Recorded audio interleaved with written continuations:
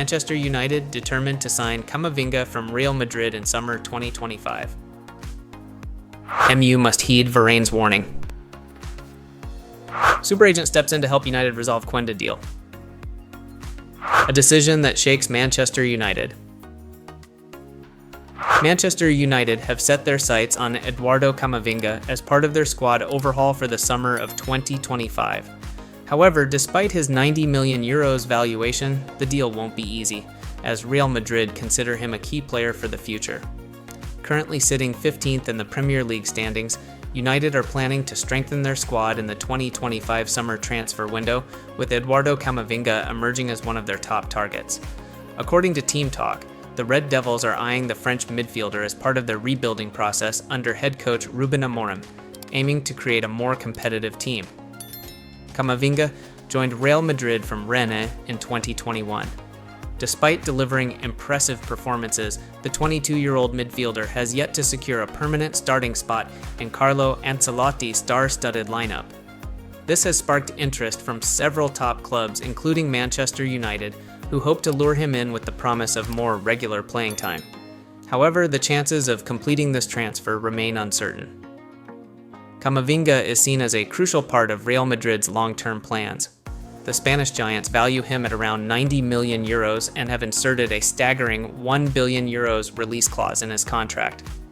This makes it extremely difficult for United to secure his signing from a financial standpoint. That said, with their ambition to rebuild the squad, United may look for ways to negotiate or present a more enticing offer. If they succeed, Camavinga could become a vital piece in strengthening United's midfield for the upcoming season. Manchester United are in negotiations to sign Giovanni Quenda from Sporting Lisbon, hoping to strengthen their squad and improve their performance for the new season. United are actively searching for new signings to address their struggles in the Premier League, and Sporting Lisbon's Giovanni Quenda has emerged as a top target in the summer transfer window. According to journalist Ben Jacobs from Give Me Sport, negotiations between United and the Portuguese club are progressing, though they have yet to reach the final stage. Head coach Ruben Amorim made only one major signing in the winter transfer window when United brought in Patrick Dorg from Lecce.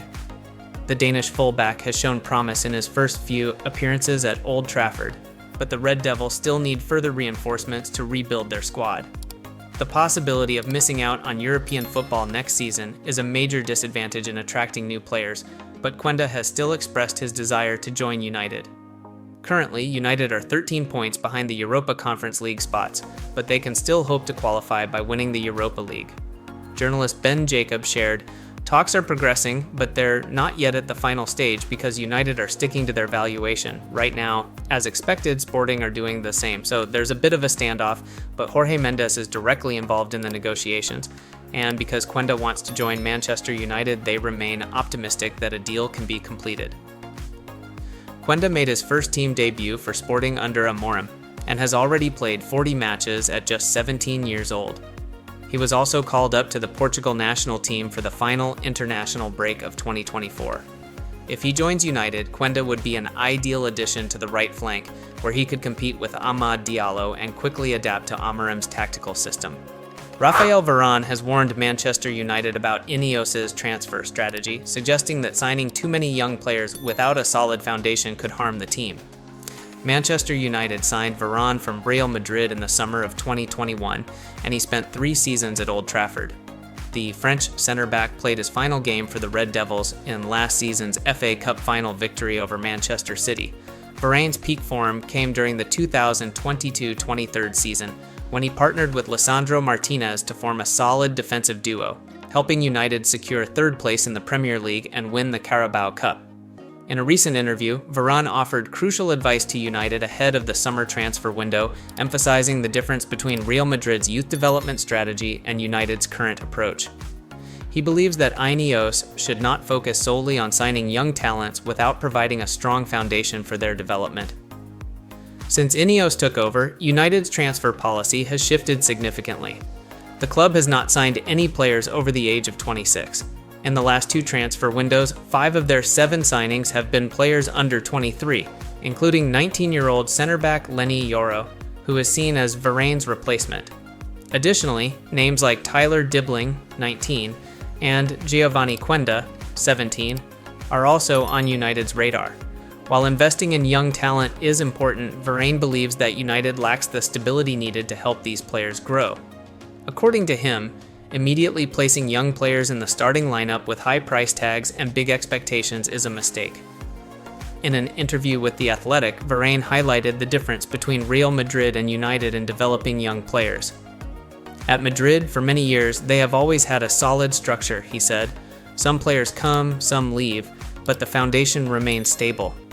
When you sign young talents, they need time to learn before they can play regularly. That gives them the time to develop. When I arrived at 18, I had no responsibilities in the dressing room. I was simply there to learn. Varane also warned that United is putting too much pressure on young players. At United, they might sign a young player for a very high fee and immediately throw him into the team with full responsibility in an extremely tough league. The burden on his shoulders is massive from day one. Varane believes that United cannot focus solely on signing young players without having the right foundation to support their growth. Rasmus Højlund's situation is a prime example of how a young player can struggle when the team lacks stability. Overall, INEOS must consider adding experienced players to balance the squad. Overemphasizing youth could prevent United, currently sitting 15th in the Premier League standings, from achieving the success they aspire to. Manchester United are going through one of the most challenging periods in their history, struggling to cut spending to avoid breaching financial fair play regulations, while also dealing with a severe decline in form. United recently announced a large-scale restructuring plan aimed at improving financial stability and operational efficiency. However, this comes with a series of controversial decisions, including staff layoffs and tighter budget controls. According to a statement on the club's official website late on February 24th, these measures are necessary to restore stability after 5 consecutive years of financial losses. The goal of this plan is to establish a stronger financial foundation, allowing increased investment in the men's team, women's team, and infrastructure. However, this also means that between 150 and 200 employees will be laid off depending on the consultation process. This marks the second round of layoffs in just 1 year, following the removal of 250 positions last year. Chief Executive Officer Omar Barada emphasized, "We have a responsibility to put United in the strongest position to win at every level. Unfortunately, this means making some difficult decisions. We understand the negative impact on those affected, but this is a necessary step to get the club back on a stable financial path." Barada highlighted that United have been running at a loss for 5 years, and if this continues, the club will not be able to sustain its ambitions on the pitch or fund infrastructure upgrades. Over the past 3 years, United have lost £300 million, despite Sir Jim Ratcliffe's INEOS group injecting additional funds into the club. United's new ownership is implementing drastic cost-cutting and revenue-boosting measures, even if they are unpopular with fans. Some of Ratcliffe's most controversial decisions include raising season ticket prices, angering many supporters, removing Sir Alex Ferguson from his role as global ambassador, an unprecedented move, cancelling the staff Christmas party and cutting £40,000 in funding for United's former Players Support Fund, replacing the traditional £100 Christmas bonus with a £40 gift voucher, eliminating free travel, meals, and accommodation benefits for staff. These actions have led many to question United's financial strategy under Ratcliffe's leadership. Beyond financial pressure, United are also enduring their worst season in history.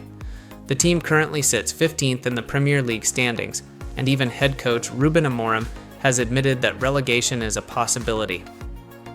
"This is probably the worst squad in United's history," Amorim bluntly stated recently.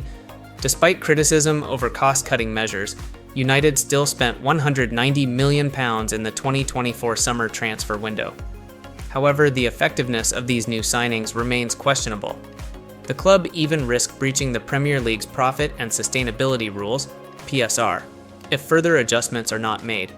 In addition to financial restructuring, Ratcliffe has ambitious plans to build a new 100,000-seat stadium, dubbed the Wembley of the North.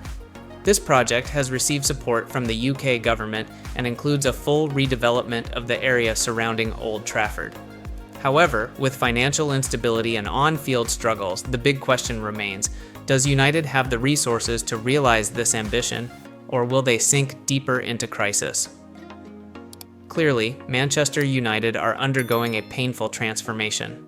But will these ruthless decisions bring the club back to the top, or will they push them further into turmoil? The answer will only be revealed once the season comes to an end.